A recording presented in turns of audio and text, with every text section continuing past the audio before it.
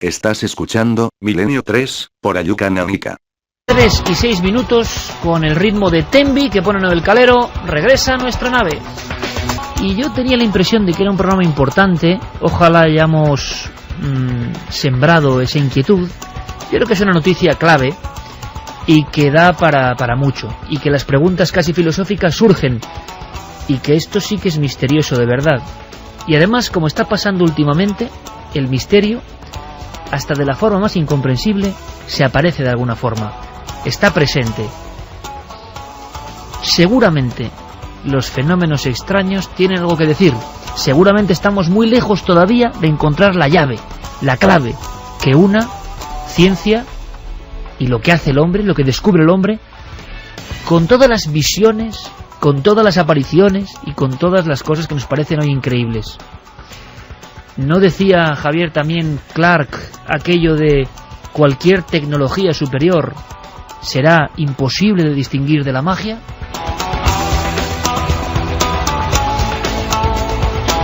Ahora uno se pregunta a ver si los viejos maestros, descatalogados o considerados obsoletos por tantos que se regían por una serie de normas que los invalidaban, resulta que pueden tener algo de razón.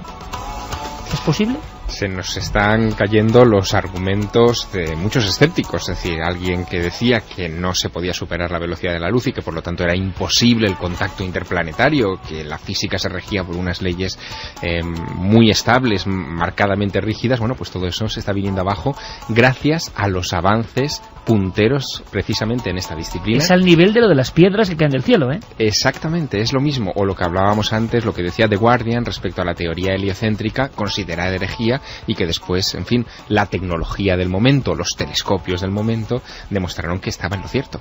El telescopio de Galileo es el colisionador de hadrones en estos momentos del CERN.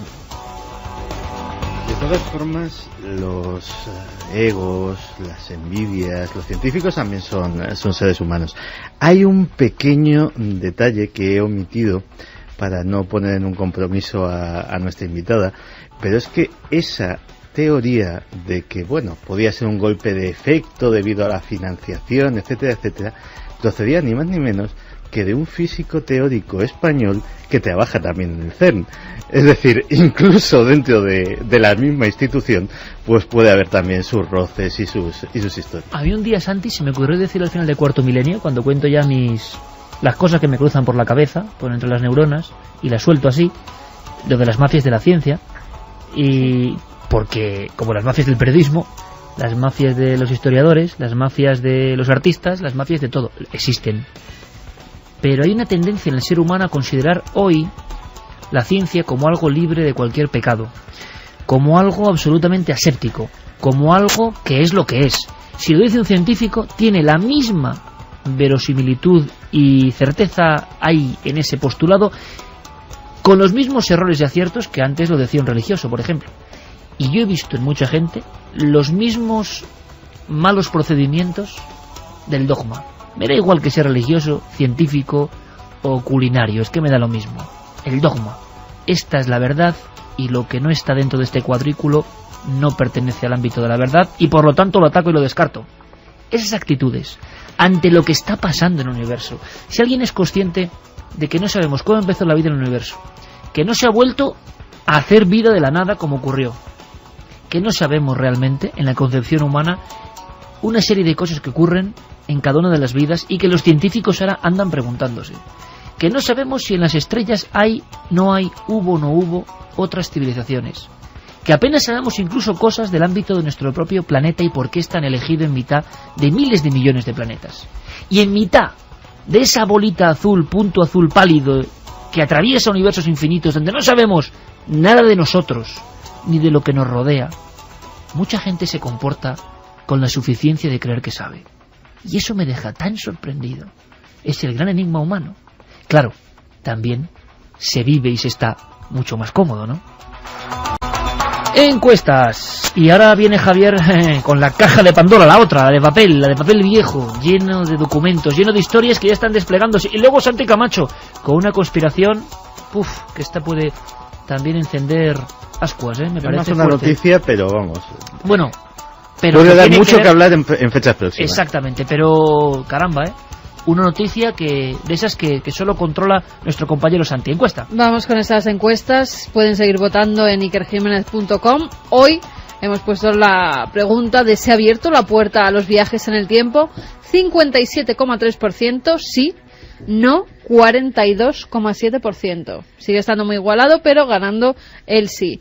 Y elige el tema del misterio del año 2011. Pues va ganando por muy poquito el cometa Elenin, 26,8. Le sigue tormentas solares, 26,5. Extraños sonidos de la Tierra, 24,7. Y Wikileaks, con un 22%. Bueno, pues al final del programa, en la última tanda, queda poco tiempo ya para votar el tema del año. Menos de una hora. Elegiremos el tema único. El tema del año. Claro, desde luego este hallazgo del CERN, si es así, se comprueba que es así, sería el tema del año y del siglo. Pero del 2011, de momento, Lenin. Y hablando de cuestiones cósmicas, seguimos indagando en la historia, en la biografía de grandes investigadores.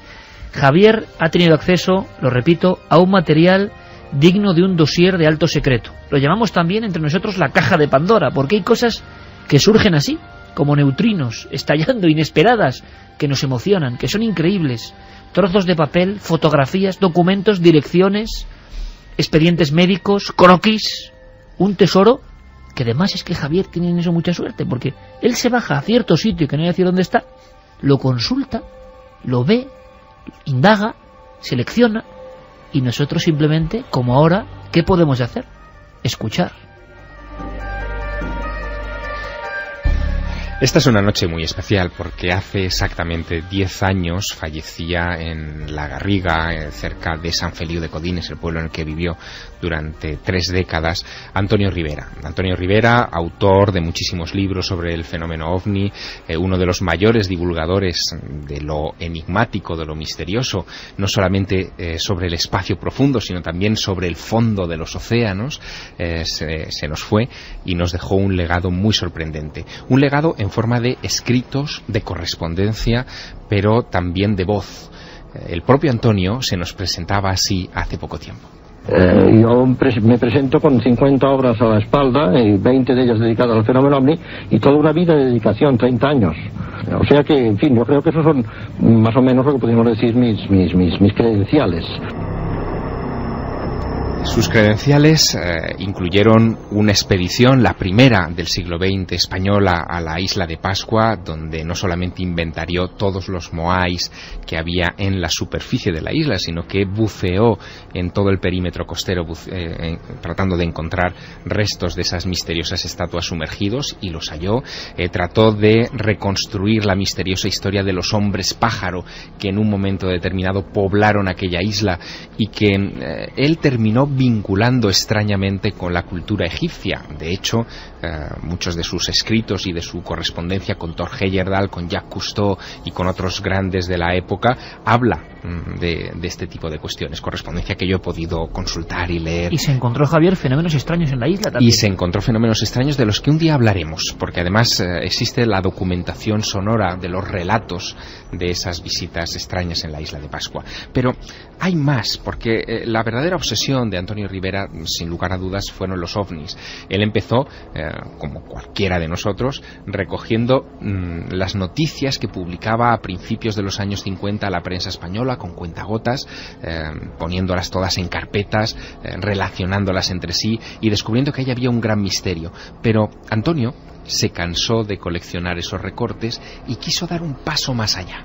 Yo he estado muchos años compilando lucecitas en el cielo y platillos volantes, tengo miles de ellos en mis archivos, y hace ya un cierto tiempo me di cuenta que esto no nos llevaba a ninguna parte. Es decir, esos montones de lucecitas y de platillos, pues sí, demuestran lo que ya dije, y he dicho siempre, que el fenómeno existe, es real, pero en cuanto a lo que hay detrás del fenómeno, a lo que lo motiva, pues nada, no nos dice absolutamente nada. Entonces me he concentrado hace un tiempo ya en un aspecto muy particular del fenómeno, que son los aterrizajes. Tenemos como unos 3.500 casos de aterrizaje en nuestros catálogos mundiales, y en un aspecto muy particular relacionado con los aterrizajes, que son las abducciones. Ahí sí que yo creo que por ahí llegaremos a alguna parte, porque nos permite meternos de lleno en el corazón mismo del fenómeno. Como digo en mi libro, entramos sin pagar entrada, o entramos de matute en un ovni a través de los ojos del testigo que ha estado allí. Para Antonio Rivera, para aquella persona que empezó en los años 50 recogiendo esas noticias de platillos volantes, le resultó muy desconcertante que de repente empezaran a surgir casos y más casos en los que ya no eran los objetos lo interesante, sino que esos objetos estaban tripulados. La oleada francesa de 1954, que arrojó cientos de sucesos en los que esos objetos tomaban tierra y eran vistos a su alrededor extraños humanoides de todas las características, le puso sobre la pista de lo que podía estar detrás del fenómeno. Se hizo muy amigo de Aimé Michel, un filósofo, escritor, pero a la vez tenaz investigador de estas cuestiones, y llegaron ellos dos a conclusiones sorprendentes. Por ejemplo, que muchos de los casos de la oleada francesa del 54, colocados sobre un mapa de Francia y de España, desarrollaban auténticas aerovías, lo que ellos llamaron ortotenias. Se podían trazar esas rutas de los ovnis. Una vez hicieron público ese descubrimiento, y esta es la grandeza y lo irritante del fenómeno ovni, aquellas ortotenias desaparecieron, dejaron de funcionar. Los ovnis ya no se comportaban en vuelos rectilíneos, pero seguían aterrizando, seguían dejando huellas y seguían dejando que sus misteriosos ocupantes fueran vistos por los atónitos testigos. Ese fenómeno recibió pronto un nombre: humanoide. Y así nos lo contaba Antonio. Bueno, los humanoides es un término que hemos acuñado los investigadores para describir a los supuestos ocupantes de los ovnis cuando estos están posados en el suelo, evidentemente. Es decir, se aplica a los casos de aterrizaje. Entonces, como estos seres parece que tienen una conformación más o menos humana, 2 brazos, 2 piernas, cabeza, tronco, pues se les ha aplicado el término humanoide porque es una forma bastante gráfica de describirlo. Visitantes de otros mundos con aspecto humano, esto era realmente desconcertante. Visitantes de otros mundos con aspecto, en muchos casos, de niños, era todavía más desconcertante. Pero, ¿desde cuándo se estaban viendo esos humanoides? El primer caso conocido de humanoides es del mes de agosto de 1947 y tuvo lugar en las montañas de Carnia, en Italia. Un pintor llamado Ioannis estaba haciendo montañismo, estaba haciendo escalada, y se encontró con un disco posado en el suelo, un clásico disco volante, y a su lado había 2 pequeños seres humanoides con un traje azul. 14 de agosto de 1947, Villa Santina, Friuli, en las montañas que nos estaba contando Antonio Rivera. Rapuzzi Luigi Ioannis, el nombre de ese escalador, un profesor de geología que de repente distingue en una depresión del terreno un disco rojo que ha tomado tierra. Él se asoma entre unos matorrales, desconcertado, y ve que hay 2 figuras vestidas con una ropa azulada muy ajustada, con un cinturón de color rojo, que lo miran. Él les hace unas señas con el piolet, levanta el piolet, y uno de esas criaturas se toca el cinturón, sale una especie de nube de ese cinturón, el piolet sale por los aires, llega hasta donde están esos 2 niños, uno de ellos lo recoge, y en ese instante ellos se introducen dentro de ese objeto y desaparecen en el aire ante la atónita mirada de ese escalador. 2 niños que fueron dibujados minuciosamente. Ahora Javier tiene en una pantalla el dibujo de la cara de uno de esos niños aparecidos ante Ioannis, un caso clásico de la ufología mundial, y te lo juro que al ver de frente esa especie de óculos o de ojos remarcados por una especie de borde, un casco o gorro y la boca muy pequeña y arqueada hacia abajo, he sentido el mismo terror, el mismo que cuando vi ese dibujo por vez primera siendo un niño. Tienen algo, es algo muy fuerte lo que tienen esos dibujos, esos croquis, quizá el miedo reflejado de los testigos que vieron algo imposible. Claro, después de lo que hemos hablado, casi uno puede decir, ¿temponautas? ¿Quién sabe? Tienen el aspecto de lo que seríamos, según algunos antropólogos, nosotros dentro de muchos miles de años. Nariz recta, pequeña, una boca como un corte que se abre y se cierra como si fuera la boca de un pescado, grandes ojos saltones y redondos como si necesitaran capturar luz, en fin, un aspecto realmente desconcertante. Fueron los primeros, aquellos 2, los primeros humanoides de la historia moderna de los ovnis, porque los ovnis, no lo olvidemos, aparecen como platillos volantes el verano de 1947, apenas 40 días antes de lo que sería el primer encuentro de este escalador en Italia. Los casos que interesaron a Rivera de este tipo de figuras, de estos humanoides, estaban muy vinculados a este asunto de los pequeños niños. Hay un caso realmente desconcertante que ocurre en agosto, otro verano de 1967, a las 10:30 de la mañana, en pleno día, y que es conocido como el caso de los diablillos de Cusack. Cusack es un pueblecito a 1400 metros de altura en el macizo central francés, donde dos pastores de 13 y de 9 años se encuentran cuidando un rebaño de vacas, y de repente descubren que hay en el campo cercano unas figuras, hay 4 como niños también, que están jugueteando en torno a una esfera muy brillante, muy luminosa. La niña cree distinguir incluso el tren de aterrizaje, una especie de soporte por debajo de aquella luz. El niño no ve tanto, de hecho tiene problemas oculares en los días siguientes, pero lo que les llama poderosísimamente la atención es que cuando intentan acercarse como Johannis a esas figuras y hacerles señas desde la distancia, aquellas figuras interrumpen su actividad, están vestidas de negro, con un traje muy ajustado, la piel es negra, tienen la cabeza como acabada en punta.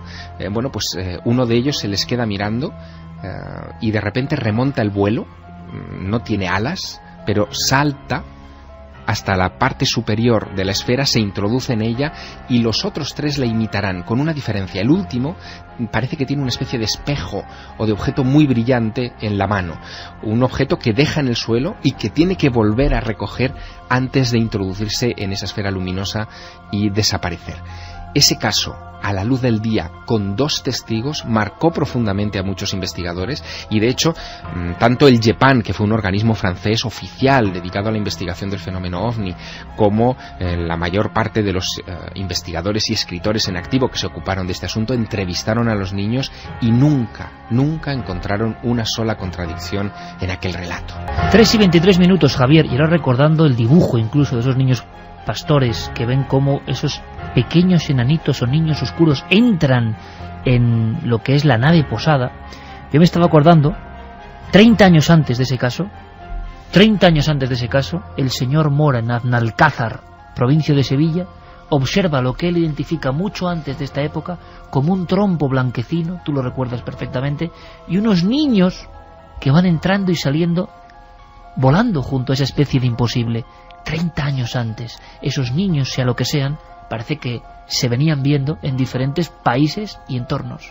En 1970, Antonio Rivera, que estaba, digamos, en la cresta de su fama y de su carrera, había publicado un libro clásico, hoy inencontrable, que se titulaba El gran enigma de los platillos volantes, y que se convirtió en la Biblia de todos los que después se adentraron en esa fenomenología, en este misterio.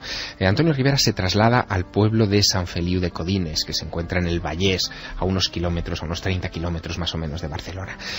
Al llegar al pueblo, él tiene conocimiento de un caso que ha tenido lugar en septiembre de 1967, en una noche de otoño, a las 9:30, ya oscuro, cuando un vecino del lugar, Mauricio Wiesenthal, y su novia regresan al pueblo de trabajar desde Barcelona y están a punto de atropellar algo que les salta a la carretera y que no olvidaron durante muchísimos años. De hecho, se lo contaron con todo lujo de detalles a Antonio Rivera nada más llegar a San Feliu de Codines.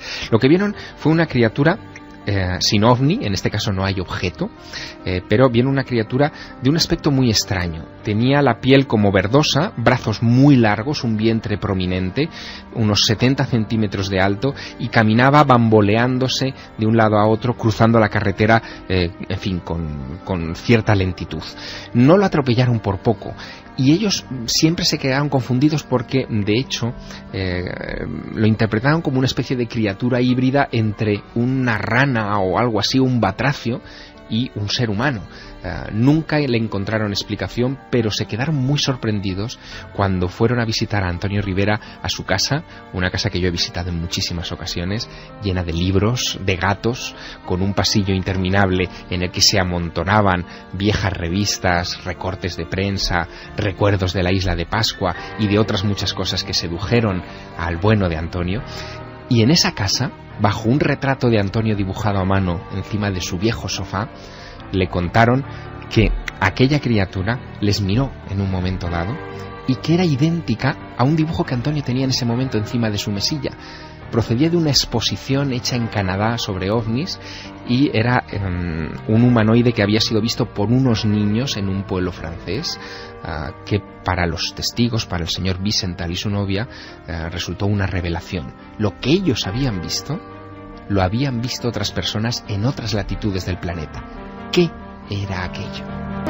Auténticas pinceladas de la historia, biografías, la caja de Pandora de Javier Sierra, emocionante yo creo, y que muchos jóvenes reconozcan a los pioneros, los maestros. Vamos a conocer a muchos investigadores españoles, si te parece, Javier.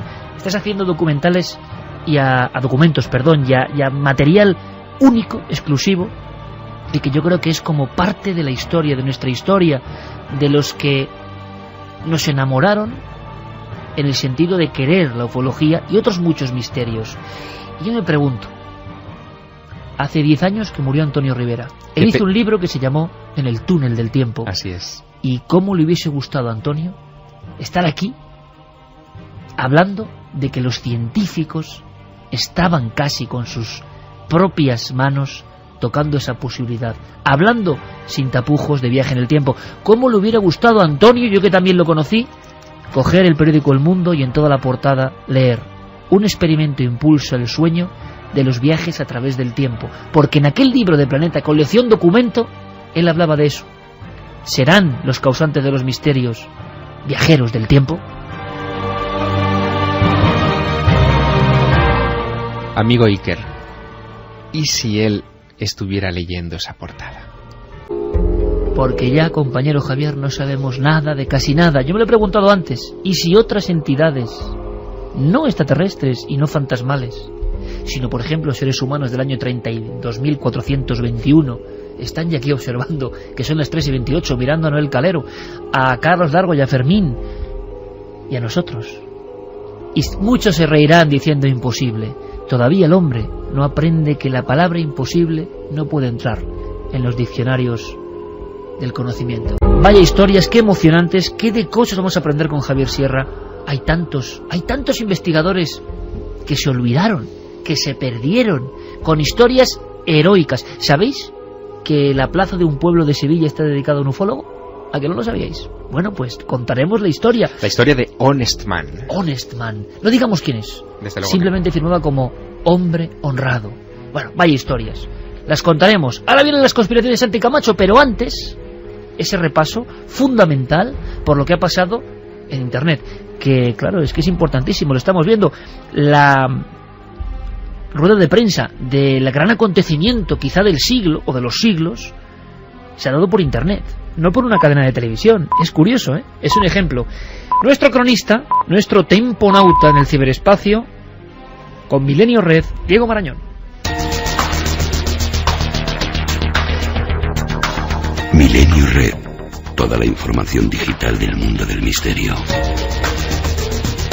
La semana digital en el mundo del misterio ha tenido un protagonista casi indiscutible, el programa Google Earth. Es un grupo de imágenes. Serían misterios a vista de satélite. ¿Y qué se han encontrado? Millones de usuarios. Auténticas sorpresas.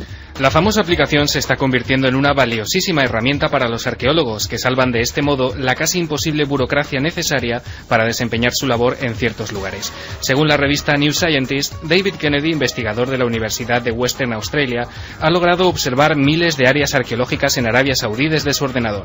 Se trata de complejas estructuras de piedra, en su gran mayoría de forma circular o lineal, que se extienden a lo largo de cientos de kilómetros. La red, imparable, las comparaba desde el primer momento con las eternas líneas de Nazca, descubiertas por primera vez en 1927. En las últimas horas ha aparecido una nueva teoría sobre su origen. Se habla de restos de tiendas de origen beduino. ¿Quién sabe? A lo largo de su historia, el famosísimo manuscrito Voynich ha sido objeto de intensos estudios por numerosos criptógrafos profesionales y aficionados. Ninguno ha conseguido descifrar ni una sola palabra. Es el libro más misterioso del mundo. Escrito por un autor desconocido en un alfabeto absolutamente único, está ilustrado con enigmáticas imágenes. Esta sucesión de fracasos ha convertido al manuscrito en el santo grial de la criptografía histórica, pero a la vez ha alimentado la teoría de que el libro no es más que un elaborado engaño, una secuencia de símbolos al azar sin sentido alguno. Actualmente está catalogado como la referencia MS-408 en la biblioteca Beinecke de libros raros y manuscritos de la Universidad de Yale.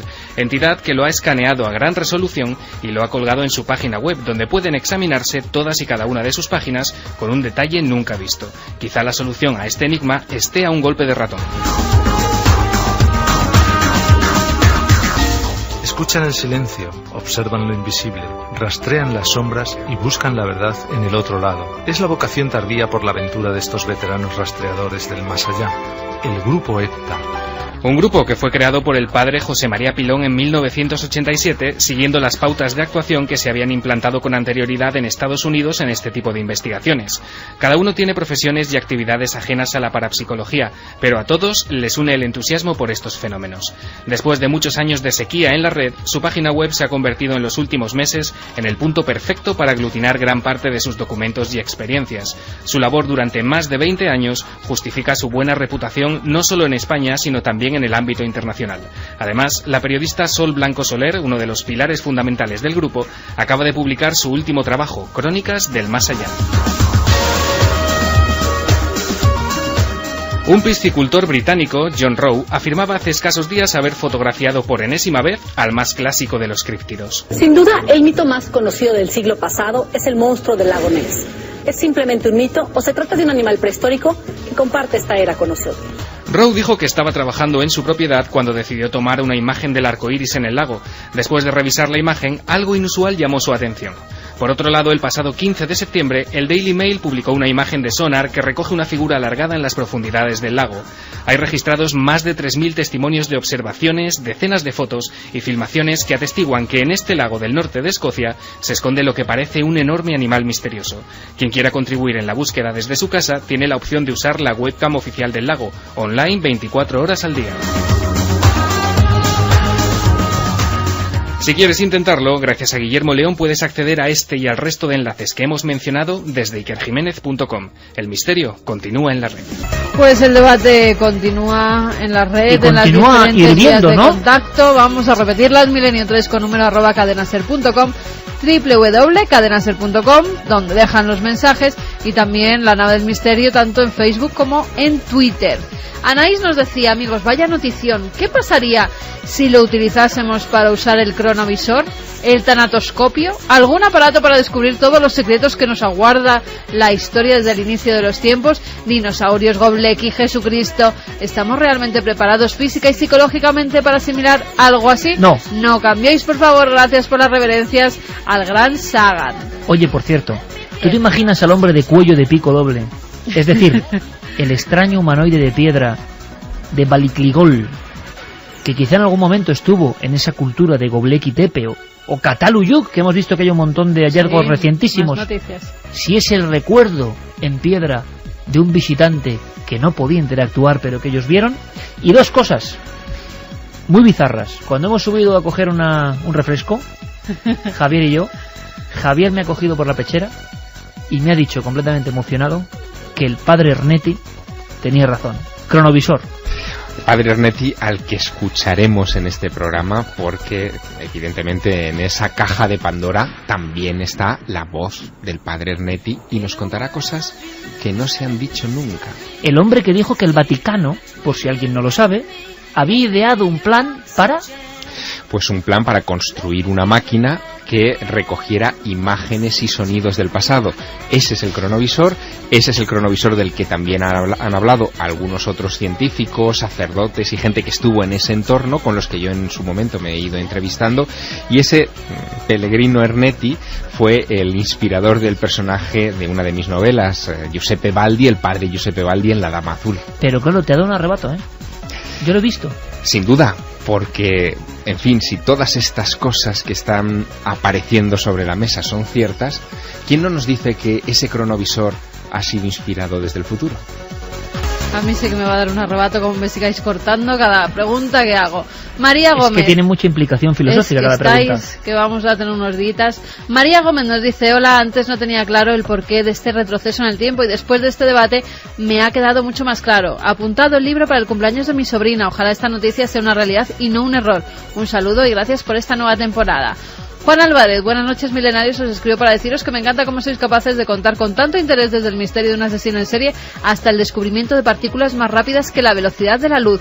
El universo os ha concedido el don de la palabra, yo sin embargo solo he encontrado una para vosotros. Gracias. Gracias a ti. Don de la palabra no creo, pero desde luego don de la curiosidad seguro. Pilar Fernández dice, ¿sería aplicable este descubrimiento para dar una oportunidad de estar prevenidos ante las catástrofes y desgracias que ya hemos vivido? Para que no nos pillen desprevenidos, sería el mejor de los sueños. César Regalado, las ondas de radio también viajan a la velocidad de la luz en el vacío. ¿Se imaginan un par de años adelante escuchando el programa de hoy? Hay una película, la de Frequency, que hace un análisis similar. Soy radioaficionado y hay cosas muy interesantes de las frecuencias bajas. Deberían hacer un programa al respecto. Pero es muy bonito que a raíz de lo que hemos contado, que mi gran preocupación era, yo tenía preparado otro programa y además hemos pedido disculpas al invitado, todo lo que estaba montado, que era muy interesante. Porque claro, nosotros somos periodistas, entonces si esto ocurre, hay que desmantelarlo todo para que tengáis toda la información según está pasando. Luego ya veremos lo que ocurre. Aunque se diga que es un error, lo que no es un error es lo que contaba Sonia, investigadora del CERN. Están trabajando en invisibilidad, en teleportación, en los agujeros de gusano. Eso no es ningún error. Por lo tanto, nuestra función es esa. Pero qué bonito es que haya calado eso en las personas y cada uno a su forma esté debatiendo y abriendo su mente a las posibilidades que esto implica. Manuel dice, si una persona viaja en tren a la velocidad de la luz y va corriendo entre vagones, irá aún más rápido. Bueno, yo cuando empiezan con estos ejemplos no sé hacer ninguno. O sea, me recuerdan a la infancia de un tren sale de Zaragoza, otro de Logroño, y eso era cuadernillo rubio, absolutamente terrorífico. Vamos, luego seguimos con los mensajes. Vámonos a que suene un poco el piano.